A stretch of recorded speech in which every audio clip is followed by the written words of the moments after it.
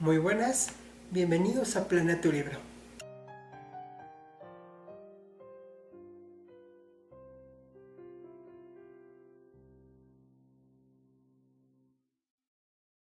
El día de hoy hablaremos un poco de la corrección, específicamente la corrección personal, o sea, la que haces tú mismo, no tanto la que va a ser un profesional en corrección.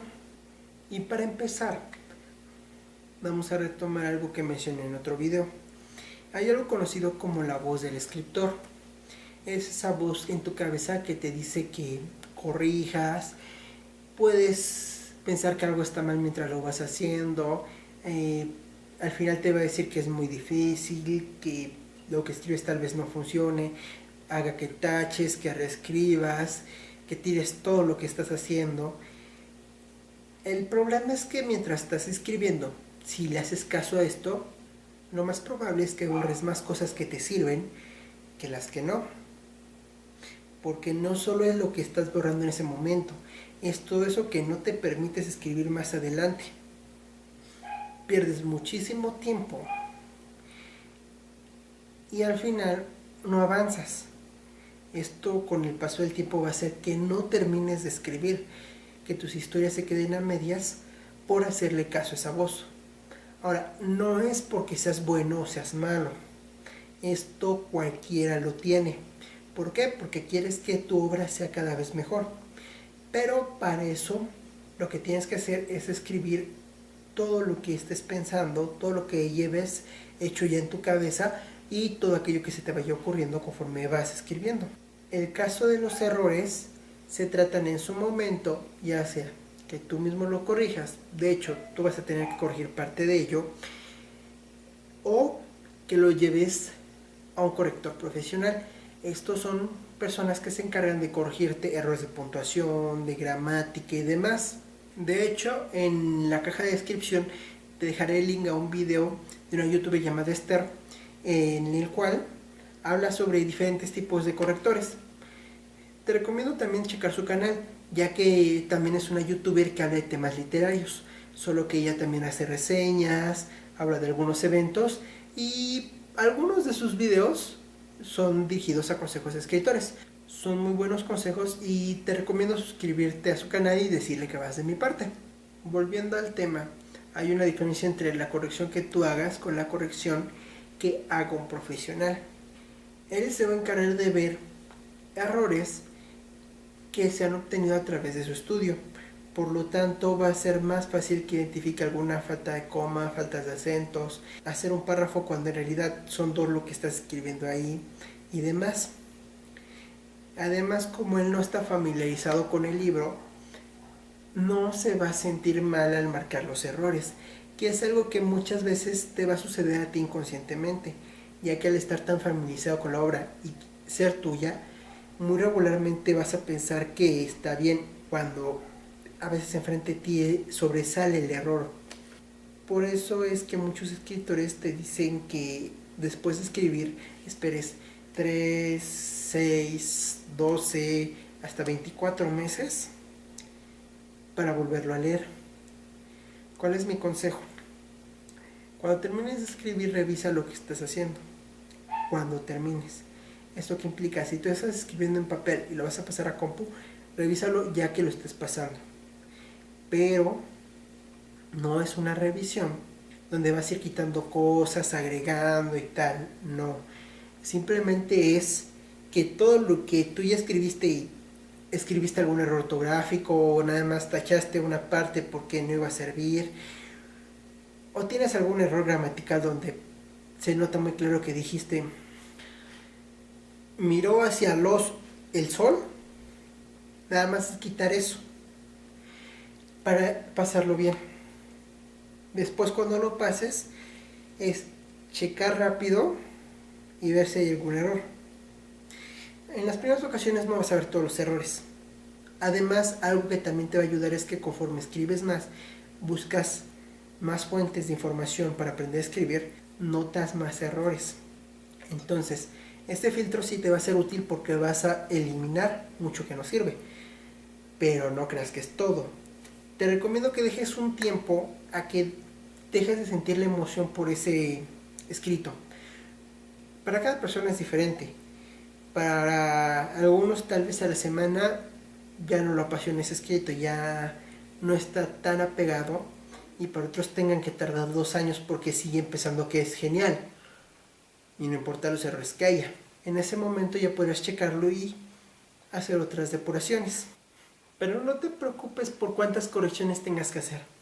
De hecho, puede que el momento que lo cheques acabando de terminar, ya tengas que hacer varias correcciones.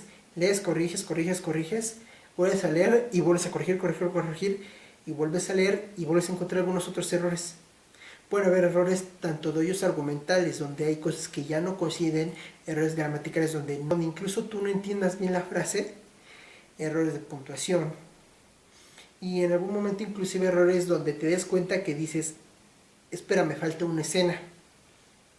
Tú recordas una escena, pero por alguna razón la escribiste o la borraste por accidente. Entonces la buscas y la vuelves a poner o la notas. Porque también puede pasar eso, que cuando tú escribes, de pronto te saltas alguna escena. Y ya cuando lo checas, te das cuenta de que hay un evento importante que no aparece. Y eso es normal, es parte del proceso. De hecho, si tú crees que no necesita correcciones o a la primera está bien, lo más seguro es que solo sea tu emoción por lo que acabas de terminar. Pero es casi imposible que esté bien a la primera. Y eso te lo van a decir inclusive escritores que llevan años, e incluso si tú checas algunos consejos o cosas que dijeron escritores que vendieron bestsellers, también lo mencionan.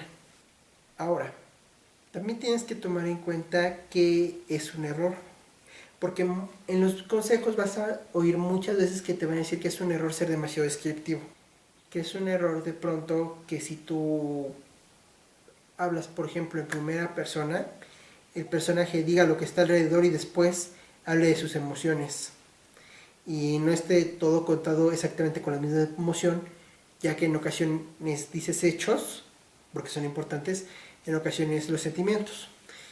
Habrá gente que te diga también que es un error usar frases largas. Bueno, todo esto depende de una cosa: para quién escribes. Si tu público, ya sea por tu género, por tu mensaje o por quienes se lo vas a dar directamente, es una persona ya tal vez 50 años, 40 años, todavía puede estar muy acostumbrada a largas escenas de descripción del ambiente. Si tú se lo vas a dar a un joven, regularmente va a desecharlo. Va a haber algunos que les guste, pero regularmente va a desechar que me estés describiendo el ambiente constantemente y muy pocos eventos. Si tú escribes una historia de ciencia ficción, entonces, sean jóvenes o sean mayores, tal vez sí debas de escribir un poco más de cómo funciona la máquina o cómo se ve, ya que ese es un toque muy apasionante. En el caso de que tú me escribas para niños, te recomendaría una forma de explicar más informal. Por ejemplo, directamente di los hechos que están pasando, narra como si fueras un amigo. Porque si escribes muy poéticamente, hablas del rojo, del ocaso, al atardecer y demás frases, un niño puede que eso no te entienda y se aburre rápidamente. Sin embargo, si tú estás dirigido a un público un tanto, vamos a poner 22 años, puede que ese tipo de expresiones puedan sonar bien para géneros románticos. Para géneros cómicos, al menos de que te estés burlando de quien habla de esa forma, no sería muy buen consejo porque no es llamativo. Entonces, eso considéralo. Recuerda para quién escribes cuando no sepas si algo a ti te sirve o no te sirve. Y también recuerda qué género escribes, porque a veces algunas cosas están bien para un género, pero para otro no ayuda en nada. Por ejemplo, alargar un poco la tensión sirve para suspenso, para terror. Pero si estás haciendo algo cómico y lo alargas a esa cantidad, tal vez inclusive el chiste ya llegue a aburrir porque llegó demasiado tarde. Ahora, ¿recuerdas que te mencioné los errores de redacción? En otra serie hablaremos cómo elegir a tu narrador y en él entenderás mucho mejor a qué me refiero con lo que voy a decir. Muchas veces la redacción depende de quién hayas elegido para narrar tu historia. Si tú eliges a un personaje muy formal, muy refinado, de etiqueta para narrar, y de pronto te empieza a hablar muy amistosamente, sería un error de redacción porque estás estipulando unas reglas y no las estás respetando. Es como si estuvieras en un deporte y te hicieras falta a ti mismo. Sin embargo, si tú, el narrador, ya sea que al principio lo sepa el espectador o hasta el final se entere, si tu narrador es una niña pequeña de 6 años, sería lógico que a esa edad me hablara con términos complicados, a menos de que de alguna forma sea súper inteligente. Entonces, todo va acorde a tu historia. Si eso hace mejor tu historia y es congruente, no podrías llamarlo un error. Ahora, si eso afecta tu historia, haciéndola chocante, aburrida o incongruente, porque aunque sea más divertida puede ser incongruente, entonces es un error, porque estás traicionándote a ti mismo. Ahora, otro tipo de error, y a veces es más común, pero más simple de que lo vean, y tal vez no tú, pero sí tus espectadores, es los errores argumentales. Un error argumental es cuando tú has estipulado algo y por ello no podrían suceder ciertas cosas que posteriormente sí suceden. Por ejemplo, que un personaje estuvo de viaje por un año en otro país y cuando aparezca al final, resulta que a la mitad temporal de ese año estuvo muy cerca y observando al protagonista.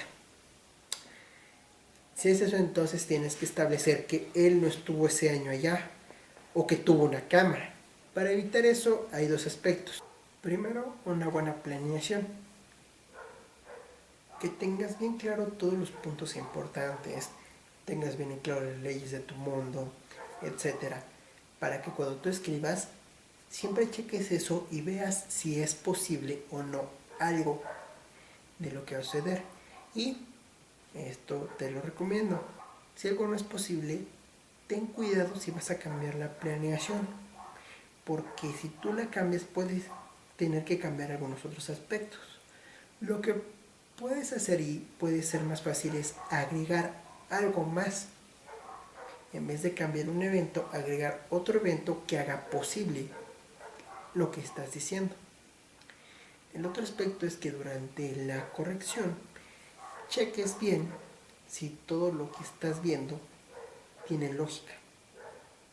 Velo como un rompecabezas donde trates de ver todas las piezas al mismo tiempo y si cuando terminas aparecieron todas o falta alguna o alguna no encaja.